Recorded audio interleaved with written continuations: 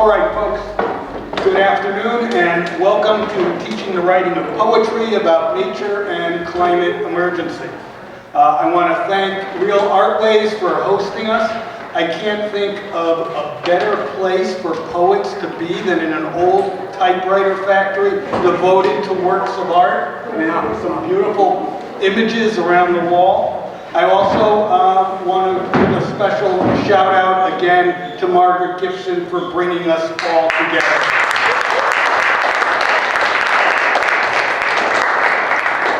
I'm David Leff. I'm the Poet Laureate of Canton, and I'm delighted to be here with 4 accomplished poets whose work I enjoy and admire. Jonathan Andersen, Rhonda Ward, Julien and Clare Rossini. Now, personally, I can't imagine a topic more appropriate to this day than teaching how to express in words the beauty of nature and the threat of climate change. It brings me back to the first Earth Day, where as a high school student, I attended several, what we called back then, teachings. And what I learned that day about the stewardship of this fragile planet has stuck with me ever since. Now, maybe teaching poetry can't alone save the earth, but no doubt it can lead to righteous action. So I'm going to introduce our panelists in alphabetical order for brief presentations, and hopefully we will have some time for questions. And if you don't ask questions, we have questions to ask you, so you better come up with some, because they're hard questions. These professors are really tough. So, and also, since our time is so very short, you'll find on your seats there are some supplemental materials to take home, and I hope you enjoy them. They have a few exercises and other explanatory material that I think you'll find very valuable. So with that, I'm going to introduce Jonathan Andersen. His most recent book of poems, Augur, was awarded the David Martinson Meadowhawk Prize by Red Dragonfly Press and was a finalist for the Connecticut Book Award in Poetry. He has taught for 27 years, first at the high school level and since 2008 at Quinebaug Valley Community College in Danielson and Willimantic. Jonathan, take it away. Thank you, David. I really appreciate it. And I really appreciate being here with our fellow poets and all of you. So there is a packet, and my contribution, I decided to organize it into some, kind of fundamental points. So these are starting points for student poets and for teacher poets who are also always students.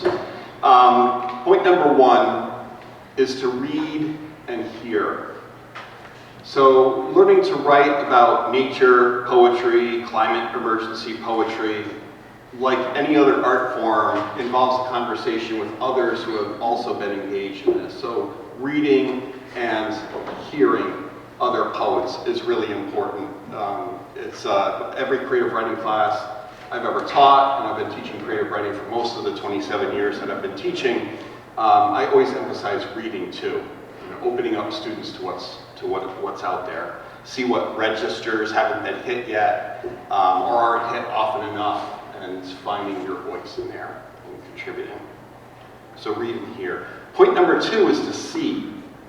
And you have to look first, of course, but then to see and really see. Be attentive. My colleagues who teach art, or any teacher of drawing, will tell you that there's a challenge very often in teaching students who draw a still life, and they're looking at a pear, and they're drawing the iconic pear that they have in their head, or the Platonic ideal of a pear rather than the pear that's really in front of them. And so training ourselves to really slow down and see is a challenge. Creating space for that, inviting ourselves to do it, inviting our students to do it, I think is a really important starting point.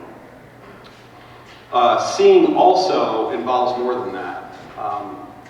William Blake, in his Auguries of Innocence, noted we are led to believe a lie when we see not through the eye. See through the eye. And the idea is, looking up close and being attentive and seeing exactly is important, but you also have to step back until you see the context and what's around it. So brief anecdote, we live by the Fenton River, and I went for a walk a few weeks ago, and I was walking down a trail in a narrow park where the barberry is invading, and a couple was coming towards me, and I went to step to the side, and they said, "Do you want to see something?" And I said, "Definitely." And I came up, and there was a beautiful turtle right on the banks, on the sandy banks, and I would have walked right by it, but it was a beautiful gesture. They stopped me and allowed me to see what they had come across. And we were looking at this turtle. Eventually we identified it as a wood turtle, so it's an endangered turtle in Connecticut. And that's a beautiful moment. But if we step back and we see kind of the system that really bonds us to the turtle, that's putting this world in danger, so there'll be no place for turtles or for people to go. Both of those seeing is really important. Point number 3, I have write what you know, question mark. So those of us who have taught creative writing know this workshop advice, write what you know, and it's well intended. And in terms of climate poetry or writing about the environment, I think that this also turns us back to really knowing where we are. The deep ecologists have made this point. We really need to understand where we are in the earth. And so the answer is yes to that. But the answer is also no, because if we just write what we know and we take that as being, I'll step back a little bit. It's important to honor where we are, but that can become dangerously provincial, right?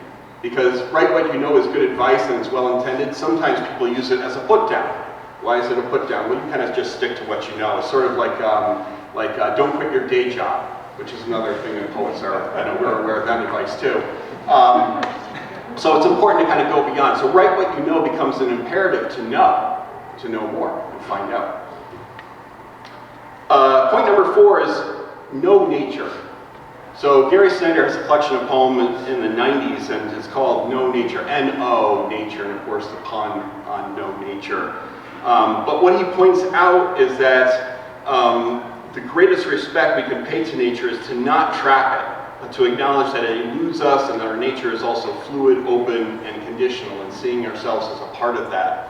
And so this relates to the suggested activity that I do with my students, is to get them out into the open, wherever the open is, wherever nature is, on the sidewalk or a planned field trip or the football field, and have them write. And give them some guidelines and have them write very attentively, but don't set it up as a context of we're going to write nature poetry. Right? Don't put it in a box. Allow them just to go out and do it. And for ourselves too, if we're writing in an engaged way and leading an engaged life, and we're paying attention, we are going to write poems that one can call nature poetry or eco-poetry because, we're writing from the gut and we're engaged in what is important in our world. And, I think it's not the only way, but I think that's an important way to approach it. And the final point that I make here, starting point, is to say and to not be afraid of saying. So allow yourself and your students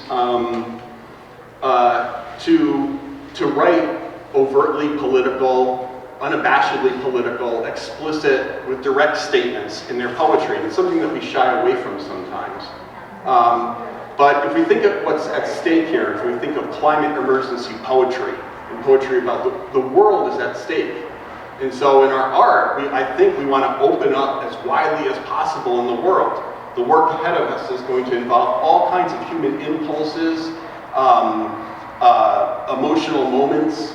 Much of the poetry that I write about the environment is quiet, it slows down. But that's not the only thing that strikes me. I'm also sometimes struck by fury and anger when I see what's going on, and I don't want to be unable to find a poetical expression for that. Right? And it's a type of lyric poetry, right? The expression of thought, of feeling, also involves the expression of poetic ideals. So, if we find ourselves writing a rant, write the rant. If our student is writing a rant, I think that we come to them and we say, you know, not don't write a rant, but help them to write a beautiful rant, an artful rant. What are the techniques? Look at anaphora, litany, the use of catalog. There are so many different ways of approaching it. You know, eschewing boilerplate and easy postures. So rants and overtly, explicitly didactic poetry, like any other kind of poetry, has beautiful, resonant, resilient examples, and has examples that, well, you know, maybe it should just be in the notebook. So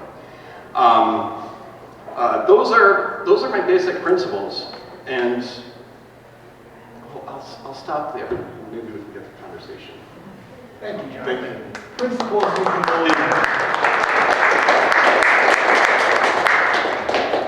Next up is Clare Rossini, who has published 3 collections of poems and is the co-editor of the Poetry of Capital, an anthology published in 2021 by the University of Wisconsin Press. Her poems and essays have appeared in journals such as the Paris Review, the Kenyon Review, the Iowa Review, Plowshares and Poetry, and is widely anthologized, most recently in Together in a Sudden Strangeness, America's Poets Respond to the Pandemic, and Best American Poetry 2020. She currently serves as Artist-in-Residence in the English Department at Trinity College in Hartford, teaching creative writing courses and directing an arts outreach program which places college students in Hartford Public School art classrooms. Claire?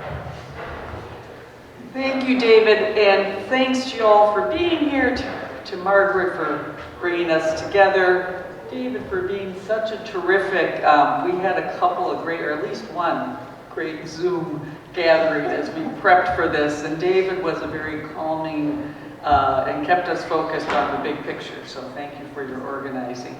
So, you know, I'm listening to John, I'm thinking about some of the things I'm saying here, which is actually just one thing that I'm emphasizing, and we'll talk about how what I have to say dovetails with John, I hope, and the others are going to get us to. So I've been teaching for maybe 40 years. Can't quite believe it, but I looked at the calendar the other day. Yeah. Elementary kids, mostly college students. I spent 10 years teaching an MFA program. And one thing I find when I ask my students to write political poetry, and I think writing poems about the climate emergency is a kind of political poetry, that it's poetry that seeks change. I do find my students almost too readily turn toward the rant and the kind of generalities, the kind of sermonizing, which I think John's quite right. We want that kind of work in the world. It has its place, it's useful. I hope those kinds of on the march poems are being chanted today down at the Capitol where the climate march is taking place. But I find harder for my students is to write poems about, political poems that focus on the particular. There's this great quote I have in my little handout here. I'm looking at page 7 of it. Steve Kowitz says, "It is doubly useful to hold on to particulars when writing political poetry." It's doubly useful to hold on to particulars. And as a way of kind of pointing that out, I've included a poem by the Jewish-Hungarian poet Miklos Rednadi. I didn't know of Rednadi's work until recently, and this poem is again found on page 7 of our handy-dandy little handout. He was, during World War II, was arrested, and to kind of simplify a very complicated biography, he was put on a forced march across Hungary in 1944, eventually ended up being one of 22 prisoners murdered by the Hungarian army. Their bodies were tossed into a collective grave, and Radnati's widow had his body exhumed and found these postcards that he had written during the march. You can imagine, oh, listen, that's something. That's gorgeous. Trains. Found these postcard poems in his pocket.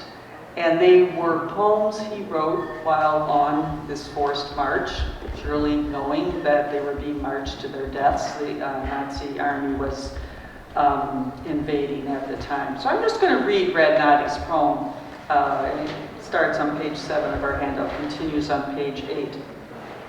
A few miles away, they're incinerating the haystacks and the houses, while squatting here on the fringe of this pleasant meadow, the shell-shocked peasants quietly smoke their pipes. Now here, stepping into this still pond, the little shepherd girl sets the silver water a ripple. While leaning over to drink, her flocculent sheep seem to swim like drifting clouds. So it's a poem that goes by very fast. It seems to me it's made up of two very strong images, and then there's a hinge. The opening image is that horrific image of the invading army incinerating haystacks and houses. And then the last image is of this very pastoral, right out of the tradition of pastoral poetry.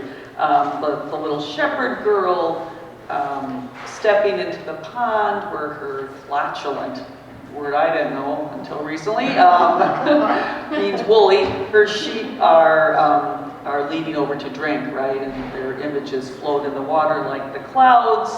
And the hinge is the shell-shocked peasants. They are both of the world of the incinerated haystacks, but they're, quietly, traumatic, probably in the stage of shock, smoking their pipes. So three very, particular images. There's nothing here about war is hell. There's nothing here about the damage war does to the landscape. There was a brilliant article in I think it was the Times this week, about the environmental damage being done to Ukraine during this horrific war. But just reading this poem, you feel all of that all at once, just because of Radnati's very detailed sensory getting down of those three particulars. So it's absolutely gripping and unforgettable. And again, speaking of Ukraine, I've just been thinking all week about the things that really bring that war home to me are not the fact that I read this morning that 20,000 people are dead in Mariupol, but that I remember these images, right? That a photographer, there was one in the paper of a man's outstretched arm. The image was of this, and the hand was bloody and kind of reaching out. Can't get that out of my head. Also an image of the interior of the opera house. Was that in Mariupol? I think it was. A very close-up of a charred staircase, a grand staircase. Again, it's in the particular, that's how we live, right? As John says, we have to write out of where we are. And that's how we experience the world. So it makes sense to me that when we go to write poems that are about huge political things that make us want to scream and rant, that it makes sense to begin with the particulars, where we are, the details of our reality, our own experience. And of course, that's where we're going to write with the most authority, right? Our authority is grounded in writing out of our experience, out of our bodies, out of our where we live, right, our locations. And then I've just included, we've all included a writing exercise that we've found useful in our own work or in our teaching. Mine is about bringing a symbol alive. And, symbols, I've used in this example, symbols that have to do with natural phenomena, like the moon, the sea, a deciduous tree, and so on. But symbols are kind of curiously abstract and inanimate, right? And in this exercise, you're asked to start with a symbol, but then to just start writing about it until you're brought back into a personal memory or recollection. You know, you start with the idea of tree, and then you end up with the oak tree you climbed as a kid, or I'm just actually thinking about those trees that Joan Hoffman was talking about that were cut in that really haunting poem from the anthology, those particular trees. And that's where you know, you don't sit down to write a great poem about the climate emergency. You won't get anywhere. You know, but if you sit down to write about a tree and your personal experience, and this other stuff is in your head and heart, you know, it will get into the poem. Yeah, I think that's about all I want to say. I mean, I'll just end with this wonderful quote from Czesław Miłosz, the great Polish poet, Nobel laureate. You know, what is poetry which does not save nations or people? He wrote in his poem Dedication in 1945. What is poetry which does not save nations or people? That's something I think, you know, it's a quote that's haunted me since I first read it. And now I think we might say, what is poetry which does not save the earth? You know, what is poetry which does not save the earth? Okay, so enough. Thank you. Beautiful note to end on. Next up is Julien Strong. Julien teaches creative writing at Central Connecticut State University and is the author of 4 books, including The Mouth of Earth, a full-length poetry collection that explores humans' relationship to climate emergencies, both past and present. Julien.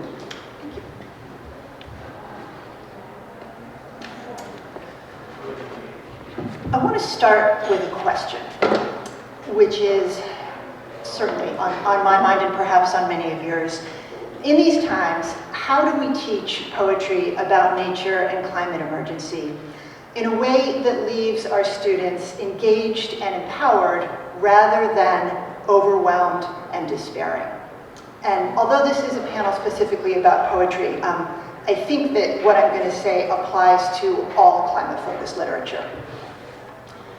In her speech after winning the National Book Award for Poetry, author Mary Shebist said, "Sometimes when I find myself in a dark place, I lose all taste for poetry. If it cannot do what I want it to do, if it cannot restore those I have lost, then why bother with it at all? There's plenty that poetry cannot do, but the miracle, of course, is how much it can do, how much it does do." End of quote. One of the things that poetry does do very well is to wake us up, to startle us out of habitual disconnection and make us see and feel things, sometimes intensely. And when teaching poetry about climate crisis, some of the things that we wake up to are very, very difficult to bear.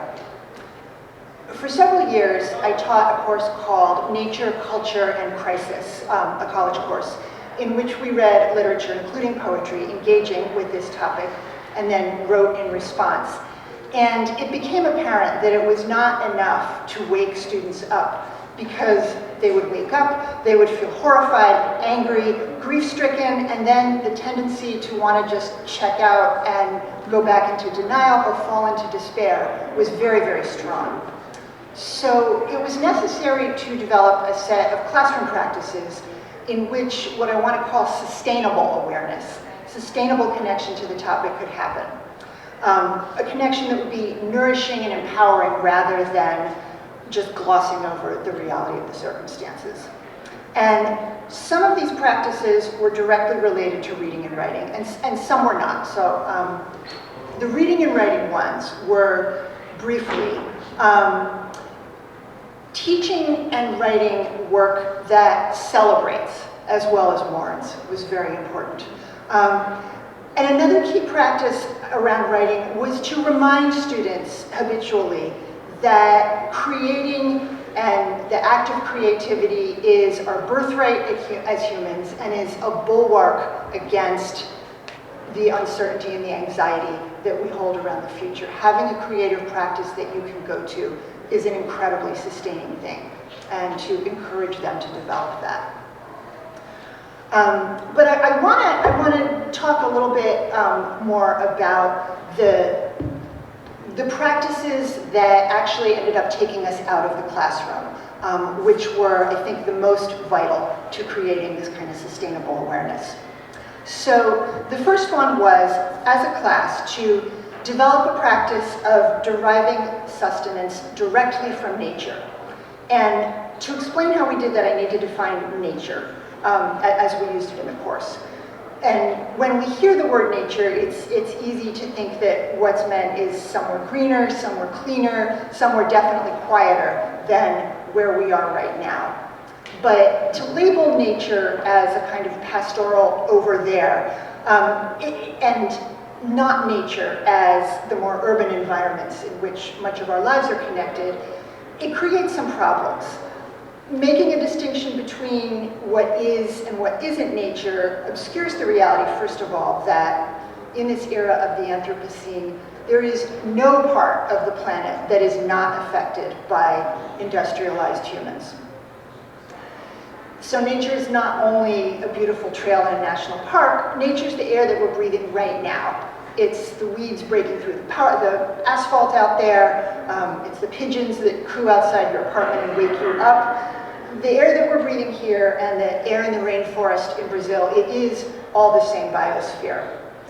And so if we limit ourselves to thinking of nature, the nature that we need to care for as over there in the rainforest where it's, or somewhere that it's quiet and pretty, that discounts the care that we need to give right here to urban environments, which of course are often disproportionately home to poor people and to people of color. And so recognizing the need for environmental justice is a key aspect of waking up in teaching poetry about climate emergency and about nature, and understanding what we talk about when we talk about nature. So, with that definition of nature, how do students derive sustenance from nature, interconnected nature? I have a class, go out in the world and pay attention to nature, similar to what John was talking about, both in the state park and in the parking lot outside of Dunkin' Donuts, and then write about it. And one of the things that they tend to discover is that the act of paying attention can itself become a source of renewal and joy. In the take-home packet, you can look at it later, there's a wonderful example of this in a poem by Ross Gay, where he talks about paying attention to this tree in South Philly, and really remarkable things come out of it, so please check that out later. And in the course of doing this practice of observing nature really wherever you find it, nearly all students develop a longing for more engagement with the world and not less.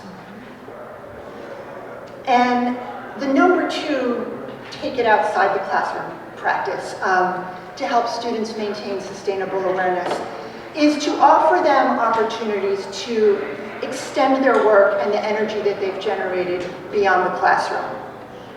There are many ways to do this, but examples that I found successful in my classes include creating ways for students to share their writing with others, getting community response and feeling connected to community is sustaining. Offering students examples of climate activism that has made a difference, particularly when instigated by people their own age, whatever age your students are, this is a good one. Seeing that it is possible to be heard and to affect change is sustaining.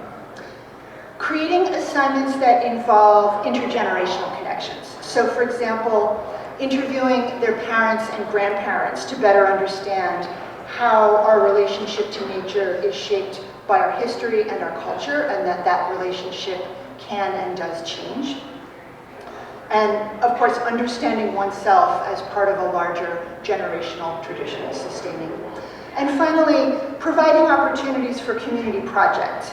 For example, participating in on-campus efforts aimed at reducing the school's carbon footprint, engaging with local legislative efforts, feeling part of a group working for the common good is sustaining. So to sum up, poetry can wake us up and connect us to all life, and it does a remarkable job of that. And when teaching climate literature, climate poetry, classroom practices in which students not only wake up, but develop the tools necessary to turn their awareness into sustained and sustainable engagement offers them and us a foundation of empowerment rather than despair.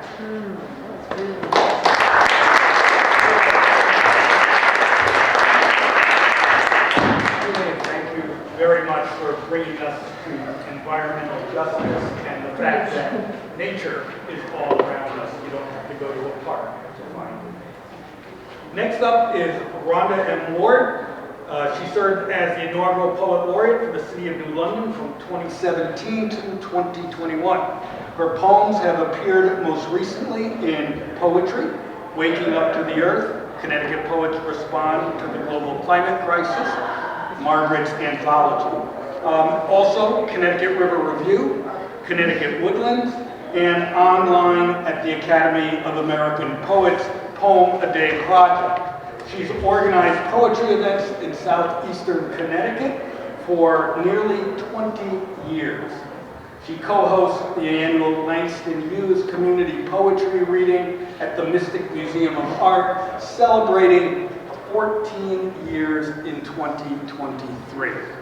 Rhonda, it's all yours. Thank you.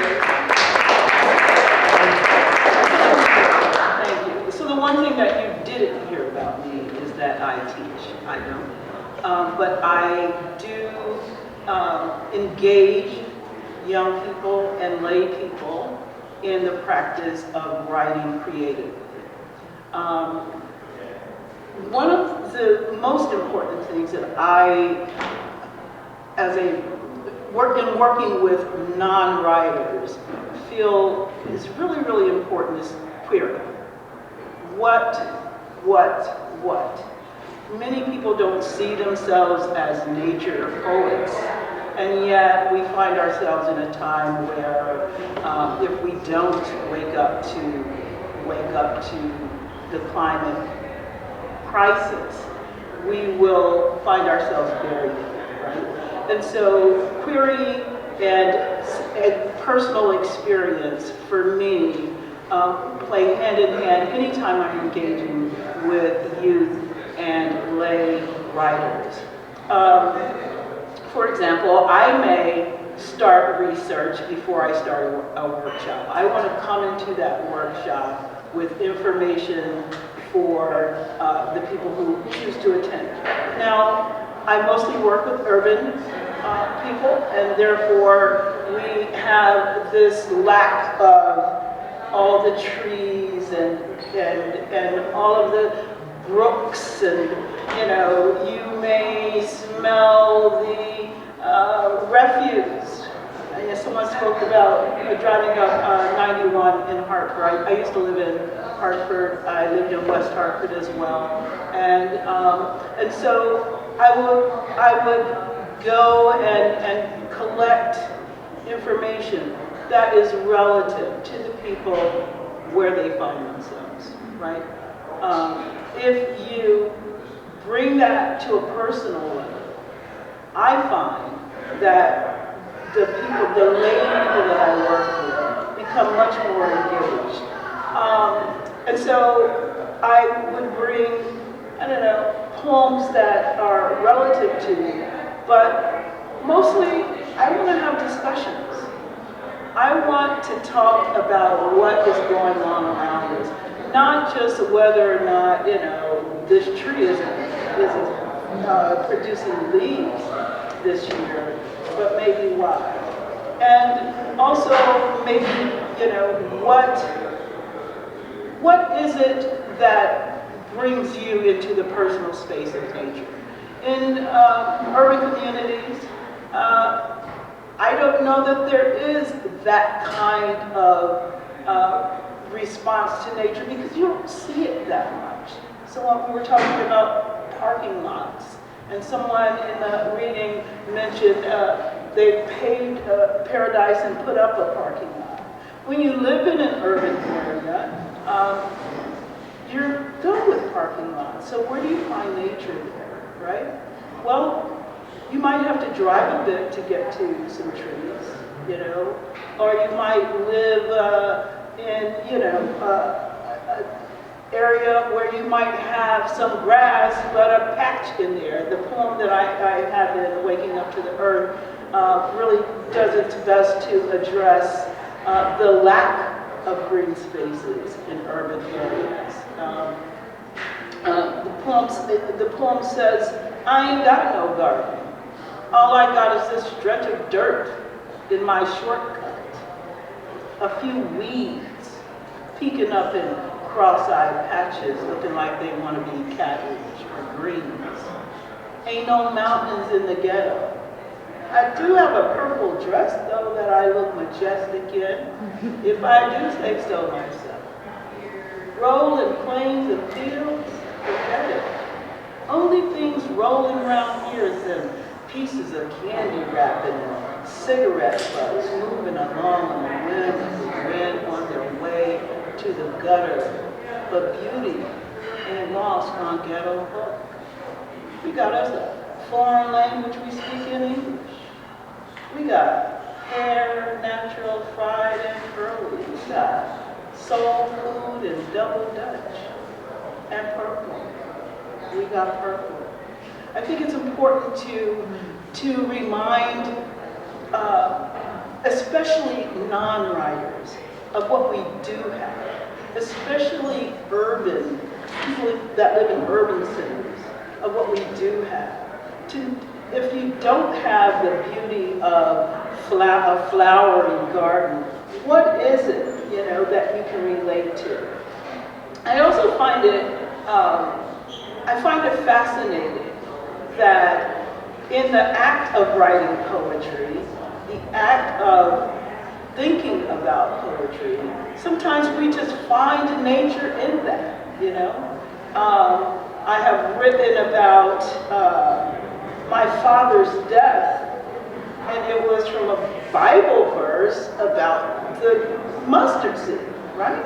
And so when we think about what we have internalized in our lives, regardless of whether we live in a place that is abounding with nature,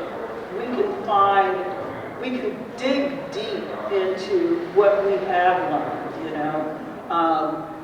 Most black people have grown up in church. I'm from Ohio, you know. I was in the church before I could stay awake for 2 hours. And so there's a lot of memorizing. And the Bible itself is full of nature poems, you know, if you think about it. And we internalize these things, you know, and we, when we least expect it, they come back up in us. So it's good to remind people that, or especially for lay people, non-writers, and our youth, that what we already have inside of us is fodder for writing about the nature that we aspire to have, the planet that we want to save, because, you know, even if you cannot relate the ecology to your neighborhood, you can relate it to your life, right? We need to breathe in, you know. I do also, in addition to bringing research, I encourage research. So I will give a few, and look, I'm a tech person, so if I ruin it, it's going to be on mine. So I will bring some links to information, you know. I also agree with everyone up here who has said, take a walk. You know, even in urban areas, there's, you know, little pieces of surprise. Like in the building where I live, the house where I live, there's, you know, it's a gorgeous house on the inside, but it's been neglected on the outside. And so the other day I walked out, and there are 3 tulips. 3 tulips, that's it. There's a poem right there. What you find in your everyday life is fodder for poetry. And we cannot discount even the cross-eyed patches of grass. It's grass, it's green. I can appreciate that, you know. And the poem that I recited to you is not to say we don't have anything. It's to say we have so much richness in what we do have. And I think if you're teaching to people from an urban center, it's important to help them find what has been inserted into them and also what is around them. Okay. My exercise for this workshop is to look at the 2 sides of the climate. Now, we write poems about the water, and the flowers, the trees and the leaves, the animals, but the other side of this is what climate is doing to us, people. The earth is not standing by and letting us run roughshod all over it. It is responding, and it's not pretty for us. One of the things that we're seeing is massive hurricanes, superstorms. Who ever heard of such a thing? Superstorms. We've all been affected by the climate change. It doesn't matter if you live in an urban area or you live in the hills of whatever, Knob Hill. Once climate reacts, once the earth reacts, it doesn't matter who you are. And this is also an approach for non-writers, right? To look at what's happening around us. And so the exercise that I put here was to learn about all of the, or as many of the responses by nature to our, well, sometimes we just don't care, do we? You know, I heard a poem that said, hey, I love the poem, by the way. Marilyn Nelson wrote this poem. She says, you know, I know this is not a good thing that I'm driving my car or getting on that plane, but I have friends, and don't we? We decide how we're going to respond to nature, and sometimes it's just impossible. You know, I thought I was going to buy an electric car, for example, and I got thinking and researching, and battery recycling, that's a thing that hasn't been figured out yet, right? And so there's another idea. What does it cost to do that? You know, so I ended up with a hybrid, and I can stretch a few miles out of that thing, you know. But also look at the choices that we have before us, you know, and there is poetry in that as well. I have been reading this poem, and I'm going to close too. I've been reading this excerpt from The Wasteland, T.S. Eliot.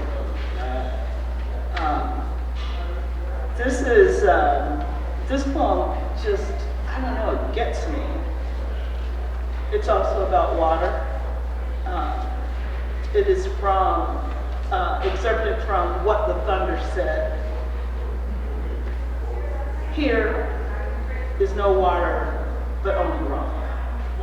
Rock and no water, and the sandy road and the sandy road, the road winding above among the mountains, which are mountains of rock without water. If there were water, we should stop and drink. If there were water amongst the rocks, one cannot stop or think. Sweat is dry, and feet are in the sand, if there were only water amongst the rock.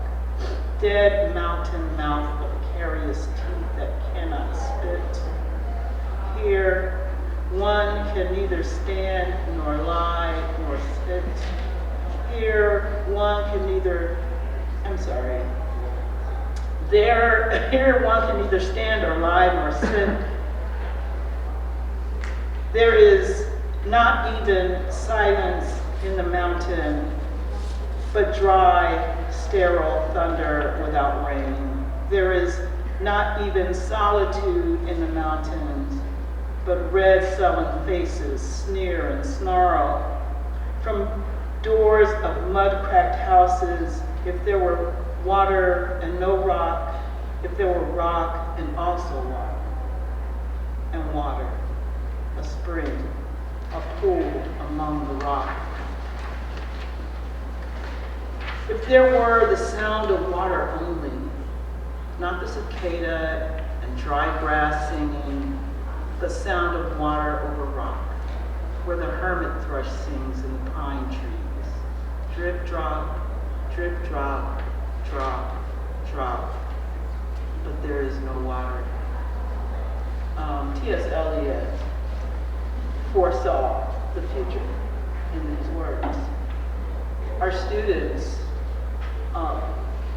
and even our lay people who come to learn to express themselves, have an opportunity through previous poets, through current poets, through their own experiences, and through the teachings that they've learned over their lives, not only to appreciate the environment, but to appreciate their place within it. Thank you.